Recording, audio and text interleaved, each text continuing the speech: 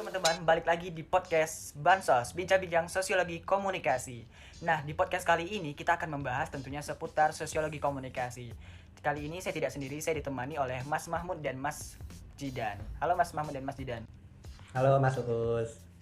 Nah, kali ini kita akan membahas tentunya seputar sosiologi komunikasi ya. Seperti yang kita ketahui, menurut Sarjana Sukanto, sosiologi komunikasi adalah ilmu yang mempelajari interaksi sosial, di mana interaksi tersebut saling mempengaruhi antara individu dan kelompok yang terlibat dalam komunikasi.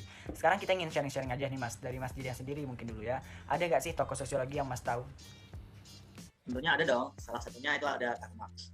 Siapa tuh Karl Marx kalau boleh tahu? Beliau adalah seorang filsuf, ekonomi, sejarawan, pembuat teori politik, sosiologi, jurnalis, dan sosialis revolusioner asal Jerman. Karl Marx lahir pada tanggal 5 Mei tahun 1818. Karena publikasi politiknya, Marx menjadi tak bernegara dan tinggal dalam pengungsian di London. Wah, keren banget nih. Ada yang tahu nggak sih di mana sih Karl Marx ini sekolah hingga sekarang itu?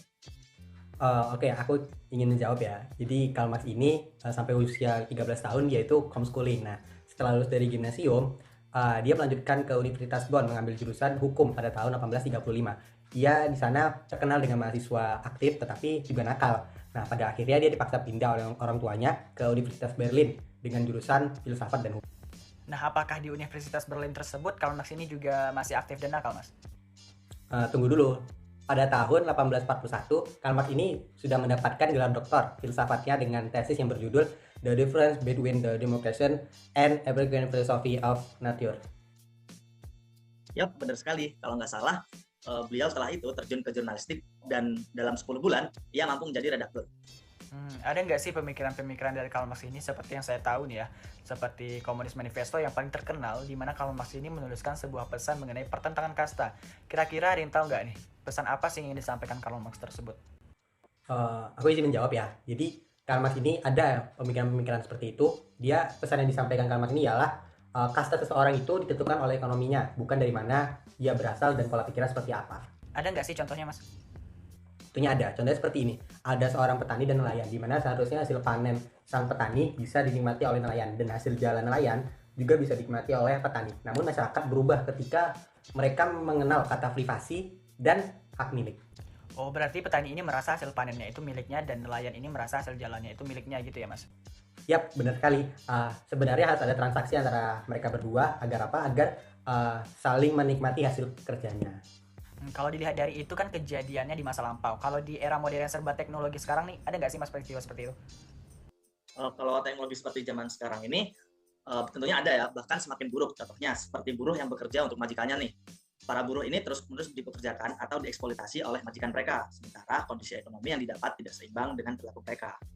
Begitu. Berarti kondisi inilah yang menyebabkan pertentangan antara buruh dan majikan, atau mungkin kita bisa menyebutkannya bahwa buruh ini adalah kasta rendah dan majikan ini adalah kasta tinggi lah ya, sehingga terjadi benturan keras antara pihak tanah dan usaha begitu. Nah, sekarang nih Mas, kita akan membuka pertanyaan dari pendengar podcast Bansos untuk mengetahui lebih dalam mengenai Karl Marx ini. Mungkin bisa hubungi nomor 0884111505. Nah, udah ada nih. Halo, dengan siapa? Dengan Elvina. Mau nanya apa nih? Tadi kan sudah membahas mengenai Karl Marx dan pemikiran yang terkenal. Nah, ada gak sih pemikiran Karl Marx mengenai sosiologi komunikasi? Sosiologi komunikasi menurut Karl Marx adalah paradigma konflik dari teori-teori kritis dalam kajian komunikasi.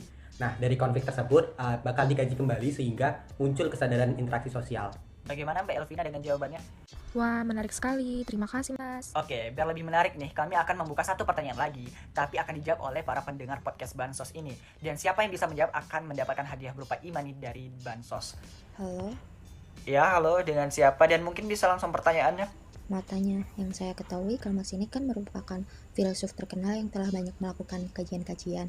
Nah, apakah ada pemikirannya yang selain Komunis Manifesto? Saya Wah, tahu. coba sekali ya. Ya udah langsung aja mungkin dengan siapa dan jawabannya. Ya, saya Nafa dan pemikiran Karl Marx lainnya seperti dialektika infrastruktur, suprastruktur, dan satu lagi yang saya tahu pemikirannya mengenai materialisme historis. Oke, mungkin Mas Didan dan Mas Mahmud bisa menanggapi. Mungkin saya menanggapi ya, yap, itu benar sekali. Kedua itu juga merupakan pemikiran dari Karl Marx.